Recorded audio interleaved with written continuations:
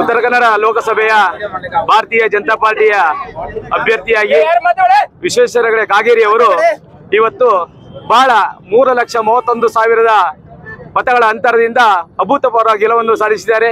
ಈ ಒಂದು ಗೆಲುವಿಗೆ ಶ್ರಮಿಸಿದಂತ ಭಾರತೀಯ ಜನತಾ ಪಾರ್ಟಿಯ ಎಲ್ಲ ಕಾರ್ಯಕರ್ತ ಬಂಧುಗಳಿಗೂ, ಎಲ್ಲ ಸ್ತರದ ಪದಾಧಿಕಾರಿಗಳು, ಎಲ್ಲ ಮುಖಂಡರಿಗೂ ಹಾಗೂ ಎಲ್ಲ ಪಕ್ಷದ ಹಿತೈಷಿಗಳಿಗೂ ಹಾಗೂ ಎಲ್ಲ ಮತವನ್ನು ನೀಡಿ ಸಹಕರಿಸಿದ ಎಲ್ಲ ಮತದಾರರಿಗೂ ಈ ಮೂಲಕ ಭಟ್ಕಳ ಮಂಡಲ ಪರವಾಗಿ ಹೃತ್ಪೂರ್ವಕ ಧನ್ಯವಾದಗಳನ್ನು ಸಲ್ಲಿಸ್ತಾ ಇದ್ದೇನೆ.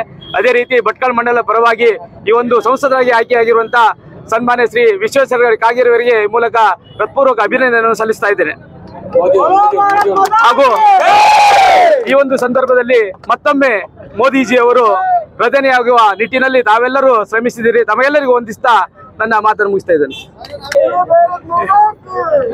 ಇವತ್ತು ಉತ್ತರ ಕನ್ನಡ ಜಿಲ್ಲಾ ಭಾರತೀಯ ಜನತಾ ಪಾರ್ಟಿಯ ಕಾರ್ಯಕರ್ತರಿಗೆ ಒಂದು ಅದ್ಭುತ ಅವಿಸ್ಮರಣೀಯ ದಿವಸ ಅಂತ ಹೇಳಿದ್ರೆ ತಪ್ಪಾಗ್ಲಿಕ್ಕಿಲ್ಲ. ಯಾಕಂದ್ರೆ ಕಾರ್ಯಕರ್ತರ ಶ್ರಮದಿಂದ, ಕಾರ್ಯಕರ್ತರ ಪರಿಶ್ರಮದಿಂದ ಇವತ್ತು ನಮ್ಮ ಜಿಲ್ಲೆಯ ಸಂಸದರು ಇವತ್ತು ಅತಿ ಹೆಚ್ಚು ರಾಜ್ಯದಲ್ಲೇ ಪ್ರಥಮ ವ್ಯಕ್ತಿಯಾಗಿ ಇವತ್ತು ಗೆದ್ದಿರ್ತಕ್ಕಂಥದ್ದು ಬಹಳ ಸಂತೋಷ, ತುಂಬಾ ವಿಶ್ವಾಸ. ಯಾಕಂದ್ರೆ ಇದು ಕಾರ್ಯಕರ್ತರ ಪರಿಶ್ರಮದಿಂದ ಇವತ್ತು ಈ ಹುದ್ದೆಯನ್ನ ಇವತ್ತು ಕಾಗೇರಿ ಅವರು ಅಲಿಗನ್ಸಿದ್ದಾರೆ. ತುಂಬಾ ಸಂತೋಷ ಆಗ್ತದೆ. ನಾನು ವಿಶ್ವಾಸದಿಂದ ಹೇಳ್ತೇನೆ, ಈ ಸನ್ಮಾನ್ಯ ನರೇಂದ್ರ ಮೋದಿ ಅವರು 100ಕ್ಕೆ 100 ಈ ಒಂದು ಅಥವಾ 2 ದಿವಸದಲ್ಲಿ ಪ್ರಧಾನಮಂತ್ರಿಯಾಗಿ ಅಧಿಕಾರ ಸ್ವೀಕಾರ ಮಾಡ್ತಾರೆ ಅಂತಕ್ಕಂಥ ಮಾತನ್ನ ಈ ಸಂದರ್ಭದಲ್ಲಿ ನಾನು ಹೇಳಲಿಕ್ಕೆ ಬಯಸ್ತಾ ಇದ್ದೇನೆ. ಮುಂದಿನ ದಿವಸದಲ್ಲಿ ಕಾಗೇರಿ ತುಂಬಾ ವಿಶ್ವಾಸದಿಂದ ಹೇಳಿದ್ದಾರೆ, ಗೆದ್ದು ಕೂಡಲೇ ನನ್ನ ಪ್ರಥಮ ಆದ್ಯತೆ ಇಲ್ಲಿಯ ಸಂಘಟನೆಗೆ ಮತ್ತು ಏನು ಇಲ್ಲಿ ಆಗ್ಬೇಕಾಗಿರ್ತಕ್ಕಂಥ ಮೂಲ ಸೌಕರ್ಯ, ರೋಡ್ ಆಗಿರ್ಬೋದು, ಅನೇಕ ಕಾರ್ಯಗಳಿಗೆ ಹೆಚ್ಚು ಒತ್ತು ಕೊಡುವಂತ ವಿಶ್ವಾಸವನ್ನು ಹೇಳಿದ್ದಾರೆ. ನಾನು ಭಟ್ಕಳ ಜನತೆಗೆ ಹೆಚ್ಚು ಅಭಿನಂದನೆ ಸಲ್ಲಿಸ್ತೇನೆ. ಯಾಕಂದ್ರೆ ಅತಿ ಹೆಚ್ಚು 33,000ಕ್ಕೂ ಹೆಚ್ಚು ಮತವನ್ನ ಲೀಡ್ ಕೊಟ್ಟಿರ್ತಕ್ಕಂಥದ್ದು ಭಟ್ಕಳ ಕ್ಷೇತ್ರ. ಆ ಕಾರ್ಯಕರ್ತರಿಗೆಲ್ಲರಿಗೂ ಮತ್ತೊಮ್ಮೆ ಅಭಿನಂದನೆಯನ್ನ ಸಲ್ಲಿಸಲಿಕ್ಕೆ ಬಯಸ್ತಾ ಇದ್ದೇನೆ. बोलो भारत माता की जय श्री राम, जय श्री राम।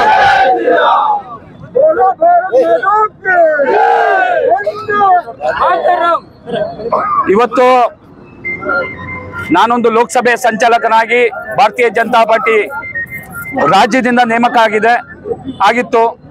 ಆ ದೃಷ್ಟಿಯಿಂದ ಇಡೀ ಲೋಕಸಭೆ ಕ್ಷೇತ್ರವನ್ನ ಚುನಾವಣೆ ಸಂದರ್ಭದಲ್ಲಿ ಓಡಾಟ ಮಾಡಿ ಭಾರತೀಯ ಜನತಾ ಪಾರ್ಟಿ ಈ ಲೋಕಸಭೆ ಉತ್ತರ ಕನ್ನಡ ಲೋಕಸಭೆ ಕ್ಷೇತ್ರ ಹೆಚ್ಚಿನ ಮತದಲ್ಲಿ, ರಾಜ್ಯದಲ್ಲಿ ಅತಿ ಹೆಚ್ಚಿನ ಮತದಲ್ಲಿ ಗೆಲ್ತೆ ಅನ್ನುವಂಥ ವಿಶ್ವಾಸ ನಮ್ಮ ರಾಜ್ಯದ ಅವಲೋಕನ ಸಭೆಯಲ್ಲಿ ನಾನು ಉಲ್ಲೇಖ ಮಾಡಿದೆ.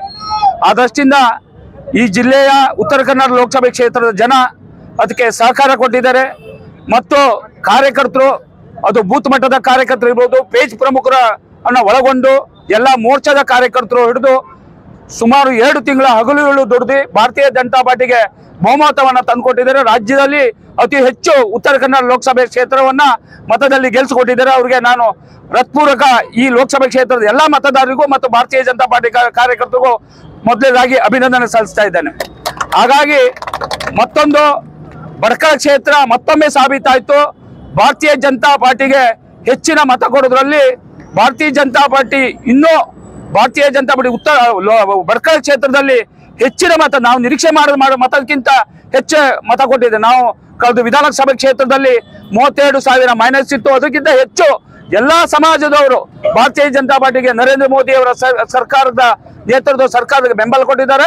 ನರೇಂದ್ರ ಮೋದಿ ಅವರು ಮತ್ತೊಮ್ಮೆ ಪ್ರಧಾನಿ ಆಗೋದು ಸೂರ್ಯಚಂದ್ರ ಇರುವವರಿಗೆ ಎಷ್ಟು ಸತ್ಯನೋ ನರೇಂದ್ರ ಮೋದಿ ಮತ್ತೊಮ್ಮೆ ಪ್ರಧಾನಿ ಆಗ್ತಾರೆ. ಹಾಗಾಗಿ ವಿಶ್ವೇಶ್ವರ ಹೆಗಡೆ ಕಾಗೇರಿ ಅವರ ನೇತೃತ್ವದಲ್ಲಿ ಉತ್ತರ ಕನ್ನಡ ಎಂದೆಂದೂ ಕಾಣದಂತ ಅಭಿವೃದ್ಧಿ ಮುಂದೆ ಪಥದಲ್ಲಿ ಸಾಗ್ತದೆ. ಹಾಗಾಗಿ ಉತ್ತರ ಕನ್ನಡ ಜಿಲ್ಲೆಗೆ ಮತ್ತು ಹೆಚ್ಚಿನ ಸಂಘಟನೆಗೆ ಹೆಚ್ಚು ಒತ್ತು ಕೊಡ್ತಾರೆ ಅನ್ನುವ ವಿಶ್ವಾಸ ವಿಶ್ವೇಶ್ವರ ಹೆಗಡೆ ಕಾಗೇರಿ ಮೇಲೆ ಇದೆ. ಆ ದೃಷ್ಟಿಯಿಂದ ನಾನು ಮತ್ತೊಮ್ಮೆ ಮತ ಕೊಟ್ಟಂತ ಲೋಕಸಭೆ ಕ್ಷೇತ್ರದ ಎಲ್ಲಾ ಮತದಾರರ ಬಂಧುಗಳಿಗೂ ಹೃತ್ಪೂರ್ವಕ ಅಭಿನಂದನೆ ಸಲ್ಲಿಸ್ತಾ ನನ್ನ ಮಾತನ್ನು ಮುಗಿಸ್ತೇನೆ. ನಮಸ್ಕಾರ. ನಾವೆಲ್ಲರೂ ಈಗ ತುಂಬಾ ಸಂಭ್ರಮವನ್ನು ಪಡ್ತಾ ಇದ್ದೇವೆ.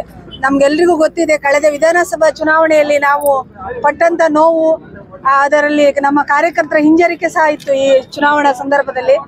ಆದ್ರೆ ನಾವೆಲ್ಲರೂ ಮಹಿಳೆಯರು ಕೂಡ ಅತ್ಯುತ್ಸಾಹದಿಂದ ಪ್ರತಿಯೊಂದು ಬೂತ್ ನಲ್ಲಿ ನಾವು ಕಾರ್ಯವನ್ನ ಮಾಡಿಕೊಂಡು ಮಹಿಳಾ ಶಕ್ತಿ ಏನು ಅನ್ನುವುದನ್ನ ಭಟ್ಕಳದಲ್ಲಿ ಅಲ್ಲ ಇಡೀ ಜಿಲ್ಲೆಯಲ್ಲಿ ನಾವು ತೋರಿಸ್ಕೊಟ್ಟಿದ್ದೇವೆ. ಯಾಕಂತ ಹೇಳಿದ್ರೆ ಮಹಿಳೆಯರ ಒಂದು ಗ್ಯಾರಂಟಿಯ ಪರಿಣಾಮ ಏನಾಗುತ್ತೋ ಅನ್ನುವ ಆತಂಕ ಇಡೀ ರಾಜ್ಯದಲ್ಲಿತ್ತು. ಯಾವ ರೀತಿ ಆಗ್ತದೆ ಮುಂದಿನ ದಿವಸದಲ್ಲಿ ಅನ್ನುವಂಥದ್ದು. ಆದ್ರೆ ಇಲ್ಲಿನ ಭಟ್ಕಳದ ವಿಶೇಷವಾಗಿ ಪ್ರಜ್ಞಾವಂತ ಮತದಾರರ ಇಡೀ ಉತ್ತರ ಕನ್ನಡ ಖಾನಾಪುರ ಇರ್ಬೋದು, ಕಿತ್ತೂರು ಖಾನಾಪುರ ಹಿಡಿದು ನಾವು ನಿರೀಕ್ಷೆ ಪಟ್ಟಕ್ಕಿಂತ ಹೆಚ್ಚಾಗಿ ಮಹಿಳೆಯರು ನರೇಂದ್ರ ಮೋದಿ ಅವರಿಗೆ ಬೆನ್ನೆಲುಬಾಗಿ ನಿಂತಿದ್ದಾರೆ. ಕಾಗೇರಿಯವರು ಖಂಡಿತ ಒಳ್ಳೆಯ ಅಂತರದಿಂದ ಗೆಲ್ತಾರೆ ಅನ್ನುವಂತ ವಿಶ್ವಾಸ ನಮ್ಗೆ ಎಷ್ಟೇ ಇದ್ರೂ ಕೂಡ ಕೆಲವೊಂದು ಆತಂಕಗಳಿದ್ವು. ಆ ಆತಂಕವನ್ನು ಮೆಟ್ಟಿ ನಿಂತು ನಮ್ಮ ಕಾಗೇರಿಯ ವಿಶ್ವೇಶ್ವರ ಹೆಗಡೆ ಕಾಗೇರಿಯನ್ನು ಗೆಲ್ಲಿಸುವಲ್ಲಿ ಶ್ರಮ ಪಟ್ಟಂತ ಪ್ರತಿಯೊಂದು ಕಾರ್ಯಕರ್ತರನ್ನ ನಾನು ಅಭಿನಂದಿಸ್ತಾ ಇದ್ದೀನಿ. ಯಾಕಂತ ಹೇಳಿದ್ರೆ ಸೋತಾಗ ಮುಂದೆ ಹೋಗ್ಲಿಕ್ಕೆಲ್ಲ ಭಯ ಪಡ್ತಾರೆ, ಗೆದ್ದಾಗ ಎಲ್ಲರೂ ಇರ್ತಾರೆ, ಸೋತಾಗ ಯಾರು ಇರುವುದಿಲ್ಲ. ಆದ್ರೆ ಜನರ ಹತ್ರ ನಾವು ಹೋಗಿ ತಲುಪಿ ಅವರ ಮನವನ್ನು ಒಲಿಸುವಲ್ಲಿ ನನ್ನೆಲ್ಲ ಕಾರ್ಯಕರ್ತರು ಶ್ರಮ ಪಟ್ಟಿದ್ದಾರೆ. ಬೂತ್ ಮಟ್ಟದಿಂದ ಹಿಡಿದು ಮಂಡಲದವರೆಗೆ ಜಿಲ್ಲೆಯಲ್ಲಿ ಪ್ರತಿಯೊಬ್ಬರು ಶ್ರಮಪಟ್ಟ ಆ ಶ್ರಮಕ್ಕೆ ಇವತ್ತು ಒಂದು ಒಳ್ಳೆಯ ಪ್ರತಿಫಲ ಸಿಕ್ಕಿದೆ. ಹಾಗೆ ಮುಂದಿನ ದಿವಸದಲ್ಲಿ ಖಂಡಿತ 3ನೇ ಬಾರಿ ನಮ್ಮ NDA ಸರ್ಕಾರ ಅಧಿಕಾರನ ವಹಿಸುತ್ತೆ, ಮತ್ತೆ ಮೋದಿಜಿಯವರು ಪ್ರಧಾನಿ ಆಗ್ತಾರೆ. ಆ ವಿಶ್ವಾಸದೊಂದಿಗೆ ಎಲ್ರಿಗೂ ಮತ್ತೊಮ್ಮೆ ವಂದಿಸ್ತಾ, ನನಗೆ ಮಾತಾಡ್ಲಿಕ್ಕೆ ಅವಕಾಶ ಕೊಟ್ಟಂತ ನಿಮ್ಗೆಲ್ರಿಗೂ ವಂದಿಸ್ತಾ ನಾನು ಮಾತು ಮುಗಿಸ್ತೇನೆ.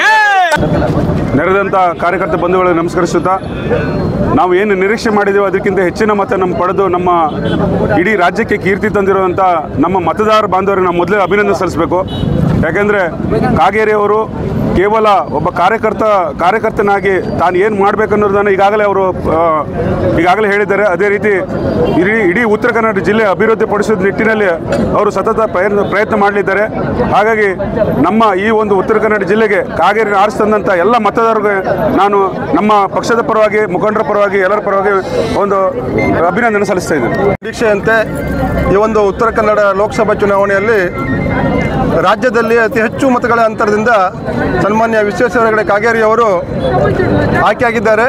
ಮೊದಲನೇದಾಗಿ ಅವರನ್ನು ನಾನು ತುಂಬು ಹೃದಯದಿಂದ ಅಭಿನಂದಿಸ್ತಾ ಇದ್ದೇನೆ. ಹಾಗೆ ಅವರ ಗೆಲುವಿಗೆ ಕಾರಣಕರ್ತರಾದಂಥ ನಮ್ಮ ಉತ್ತರ ಕನ್ನಡ ಜಿಲ್ಲೆಯ ಎಲ್ಲ ಜಿಲ್ಲಾ ಅಧ್ಯಕ್ಷರಿಗೂ, ಜಿಲ್ಲೆಯ ಎಲ್ಲ ಪದಾಧಿಕಾರಿಗಳಿಗೂ ಹಾಗೂ ಎಲ್ಲ ಮಂಡಲದ ಪದಾಧಿಕಾರಿಗಳು, ಕಾರ್ಯಕರ್ತರ ಬಂಧುಗಳಿಗೂ ಅಭಿನಂದಿಸ್ತಾ, ಆಗ ಮುಂಬರುವಂಥ ದಿನದಲ್ಲಿ ಏನು ಕಳೆದ ವಿಧಾನಸಭೆ ಚುನಾವಣೆಯ ನೋವನ್ನು ಮರೆತು ಮತ್ತೊಮ್ಮೆ ಪಕ್ಷ ಸಂಘಟಿಸಲು ನಮಗೊಂದು ಹೊಸ ರೀತಿಯ ಬೂಸ್ಟ್ ಬೇಕಿತ್ತು. ಆ ಬೂಸ್ಟು ಈ ಲೋಕಸಭೆ ಚುನಾವಣೆ ಗೆಲುವಿನ ಮುಖಾಂತರ ದೊರೆತಿದೆ ಅಂತ ನಾನು ನಮ್ಮೆಲ್ಲ ಕಾರ್ಯಕರ್ತರಿಗೆ ತಿಳಿಸ್ತೇನೆ. ಬರುವಂಥ ದಿನದಲ್ಲಿ ಮತ್ತೊಮ್ಮೆ ಪಕ್ಷವನ್ನು ಅತ್ಯುತ್ತಮವಾಗಿ ಸಂಘಟಿಸಿ ಭಾರತೀಯ ಜನತಾ ಪಾರ್ಟಿಯನ್ನು ಗೆಲುವಿನತ್ತ ಕೊಂಡೊಯ್ಯಲು ನಾವೆಲ್ಲ ಕಾರ್ಯಕರ್ತರು ಕಟಿಬದ್ಧರಾಗಿದ್ದೇವೆ. ಹಾಗೆ ಈ ಸಂದರ್ಭದಲ್ಲಿ ಇಲ್ಲಿ ಉಪಸ್ಥಿತರಿರುವಂಥ ಎಲ್ಲ ಮಾಧ್ಯಮದವರಿಗೂ ಸಹಿತ ಅಭಿನಂದಿಸಿ ನನ್ನ ಮಾತುಗಳನ್ನು ಮುಗಿಸ್ತೇನೆ. ನಮಸ್ಕಾರ.